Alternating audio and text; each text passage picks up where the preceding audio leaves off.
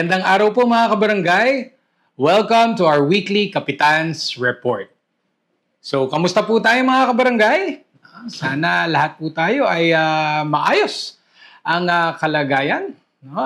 Halos nangangalahati na ang buwan ng Agosto, kabilis. Ano? At syempre, itong month of August, ipinagdiriwang din natin ang buwan ng wika. No? So asahan natin itong mga darating na araw, meron din tayong ilang mga programa, no? Sa ating pagdiriwang ng buwan ng wika. At gayon din ang linggo ng kabataan. No? Talagang buwan ng Agosto, ito ipinagdiriwang naman ng ating SK.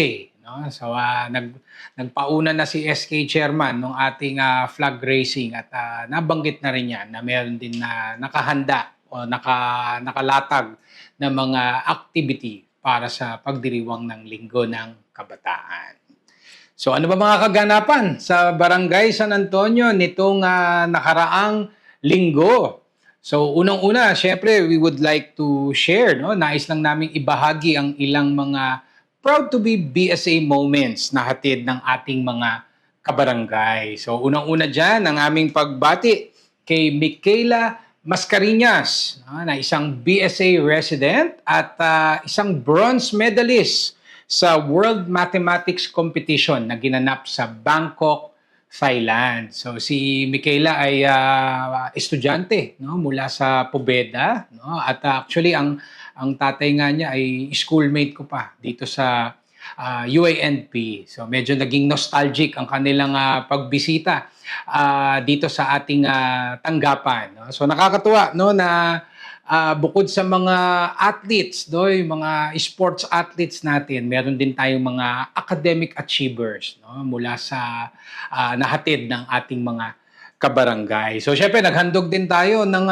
konting cash incentive sa ating math wizard, no? At syempre, no, ang nakakatuwa diyan ay yung talagang bumisita pa sila, no, nag-courtesy visit sila dito sa tanggapan ng ating barangay. So kay Michaela, congratulations. Of course, sa parents din, sa full support ng kanyang parents, no? Congratulations din sa inyo. And of course, no, with yung support ng Barangay San Antonio ay nasa likuran mo lang, no, sa iyong mga future na mga competition na sasalihan. At syempre, ang aming pagbati din sa ating mga BSA Scholar Graduates. At talaga nakakatuwa na hindi lumilipas ang isang linggo na hindi tayo mapapasyalan ng ating mga BSA Scholar Graduates. At ang nakakatuwa, no, iba't ibang mga kurso, no, ang kanilang natatapos. No? At hindi lamang sila nakakapagtapos ng kanilang pag-aaral, kundi ang ilan sa kanila ay meron pang award. May cum laude, no, may summa cum laude, may dean's lister. So talagang nakita natin yung kanilang pagpupursigi sa kanilang pag-aaral. At isa sa mga nakakatuwa na ibinabahagi nila pag sila'y pumapasyal sa atin is meron na silang trabaho. No? So again, because of education, no, nagiging mas employable talaga, no, ang ating mga BSA scholars. So syempre, congratulations, no? At syempre, good luck sa inyong mga panibagong career na tatahakin. At of course, ito mas nakaka-proud talaga, no? Of course, si Tito Benny Veluz na kamakailan ay nagdiwang ng kanyang 99th birthday, no? So si Tito Benny ay isa sa ating mga pioneers, no, dito sa Antonio Village, no? Talagang talahiban pa to, wala pa tong mga building na nakikita nyo sa aking likuran, no? Naandirito na si Tito Benny, no? At yung halos ka-street ko nga siya dito. So talagang madalas ko rin makita si Tito Benny na noon ay mahilig din mag-walking ito, no? So isang malaking karangalan, no, na maimbitahan sa inyong birthday. Sabi nga niya sa akin, pare, next year may 100,000 na ako. So talagang that outlook, no, nakakatuwa, no, na he's really looking forward to his 100th birthday. So again, to the family, no, to the Veluz family, maraming salamat for having me. No? Nakita ko na mapagpunta ko talagang ako lang ang hindi ka mag-anak. No? So doon lang, very flattering na, no, at nakakataba ng puso na maging bahagi ng inyong celebration. So again, to Tito Benny, happy 99th birthday. And of course, I wish you good health. At syempre, no, ang Barangay San Antonio ay patuloy din sa ating pag-promote ng inclusivity dito sa ating barangay. No? Of course, yung ating inclusivity advocacy ay bahagi din ng ating pagiging gender-responsive barangay. No? Isang batayan ito sa pagiging gender-responsive ng isang komunidad. At syempre, kasama na dyan sa inclusivity ay ang ating pagbibigay pansin sa ating PWD sector. So kamakailan, of course, nagkaroon tayo ng simpleng pagdiriwang ng National Disability Rights Week na kung saan ang ating mga BSA chicketings na mula sa PWD sector ay ating tinreat, no, sa isang araw, isang hapon ng games, no, laruan. Dinala natin sila dito sa mall na malapit sa atin, no. Meron diyan isang laruan na talagang napakalawak, no, na kung saan kahit magtatatakbo sila, no, ay pwedeng-pwede magtatatalon. At bukod sa kanilang naging libreng playtime, no, nahatid ng ating barangay, nagkaroon din ng simpleng salo-salo, no, merienda pagkatapos ng kanilang playtime session. So, ang mas nakakataba ng puso dito ay yung appreciation ng magulang.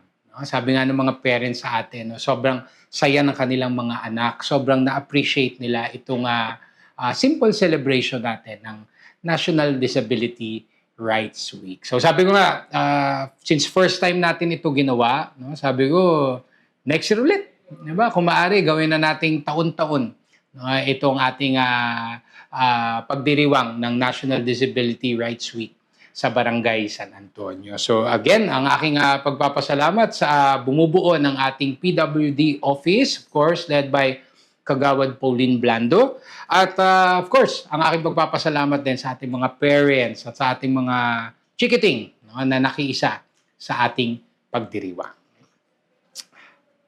And of course, ang Barangay San Antonio ay patuloy din po sa ating pagpapatibay ng ating community relations. So, unang-una dyan, ang Barangay San Antonio ay patuloy na nakikiisa sa ating kapulisan at bahagi nito ang ating pakikiisa sa isinagawang Quick Response Strategies Forum, no, na ginanap dito sa may pamantasan ng lungsod ng Pasig. At ang naging main host nito ay ang Eastern Police District ng Philippine National Police. So sa EPD, no, kasama dyan ang city LGUs na Pasig, Mandaluyong, Marikina, at San Juan. So bukod sa mga LGU representatives, no, mga barangay officials na andun din, in attendance ang mga stakeholders, no, mula sa iba't ibang industriya. So ako nga, tuwan-tuwa nga ako, nakita ko ang ating mga stakeholders mula sa hotel industry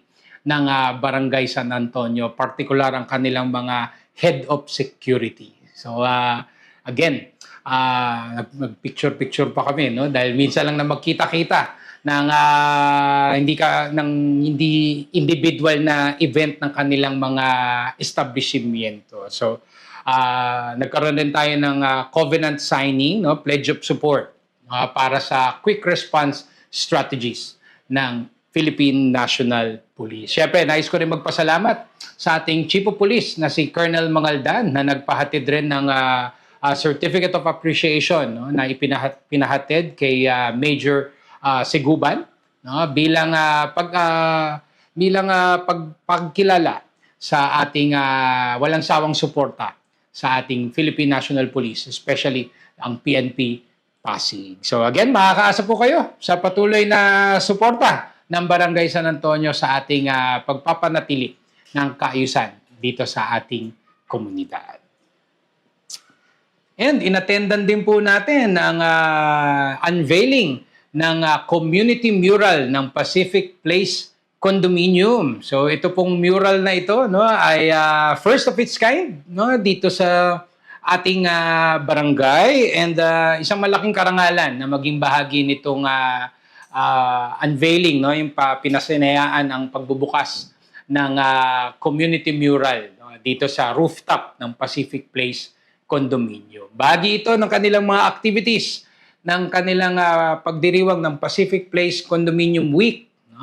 May mga series of activities silang sinagawa at isa itong unveiling ng kanilang community mural. So again, ako ay nagpapasalamat sa Board of Directors ng Homeowners Association ng Pacific Place Condominium. And again, makakaasa po kayo sa patuloy na suporta ng Barangay San Antonio. And ang aking pagpapasalamat din po sa UANP sa inyong imbitasyon sa Barangay San Antonio sa inyong isinagawang Athletes Appreciation Night na kung saan kinilala ang mga atleta ng kanilang sports program at bukod dyan ay binigyan din nila ng pagkilala ang kanilang mga partners na patuloy na sumusuporta sa sports program ng University of Asia and the Pacific. At ang Barangay San Antonio ay isa sa mga partners na binigyan ng pagkilala or recognition ng mga coaches ng UANP. Of course, dumalo po tayo at tinanggap ang isang plaque of appreciation mula sa sports department ng UANP. So alam ko marami na tayong naging collaborations ng inyong paaralan. Hindi lamang sa sports program, kundi sa iba't ibang aspeto ng inyong paaralan. So asahan niyo po again ang patuloy na suporta ng Barangay San Antonio sa inyong mga adhikain. So again, congratulations at maraming salamat sa UANP. And last but not the least, present ang Barangay San Antonio sa isinagawang Family Day ng Holy Family Parish Church. So nabanggit ko nung nakaraang report na merong mga series of pre-fiesta activities ang ating parokya at isa itong Family Day sa kanilang mga activities na isasagawa. So, nagkaroon ng banal na misa, nagkaroon ng fun and games, at nakapag-uwi pa ang ating mga participants ng mga loot bags, ng mga grocery items. So, a total of 10 families from Barangay San Antonio were invited at nakiisa sa activity po na ito. Siyempre, nagpapasalamat din ako sa ating VAUSI BCPC staff na nagtulong-tulong. Of course, si Loreline Tugado ang punong abala na talagang she made sure na maayos at organized ang ating pagpunta sa Barangay Kapitolyo para makiisa sa activity ng Holy Family Parish. So, we do look forward sa Feast Day Mass sa August 17. This coming Sunday, magkita-kita po tayo doon. And of course, ang aking pagpapasalamat din sa ating masipag na parish priest na si Father Joseph Santos. And of course, mga kabarangay, ang aking patuloy na pag-anyaya po sa inyong lahat to please like and follow our official Facebook pages. Please subscribe to our YouTube channel. Please join our Viber community group and please do regularly visit our official website, sanantonio.pasigcity.gov.ph para lagi po tayong updated sa mga nangyayari dito po sa ating barangay. So again, ang aking pagpapasalamat sa ating mga katuwang sa pagseserbisyo, ang ating mga mahal na barangay employees, the Barangay Council, the SK Council, our social media team. Maraming salamat po. Of course, sa ating mga collaborators, mga partners, mga stakeholders natin, maraming salamat at laging kasama ang Barangay San Antonio sa inyong mga initiatives and activities. And of course, sa ating mga mahal na constituents, mga netizens, mga residents natin, maraming salamat sa inyong patuloy na tiwala at suporta para po sa ating barangay. So again, ang aking pagpapasalamat po sa inyong lahat, sa inyong pakikinig, and rest assured that BSA will continue to do its best upang ihatid po ang tunay na service with a smile para po sa ating komunidad. So sa ating mga kabarangay, patuloy po tayong magdasal. Of course, ang pananampalataya natin, wag po natin itong kakalimutan. So sa ating pong lahat, mag-ingat po tayo lagi. Stay safe always. And may God bless us all. Thank you.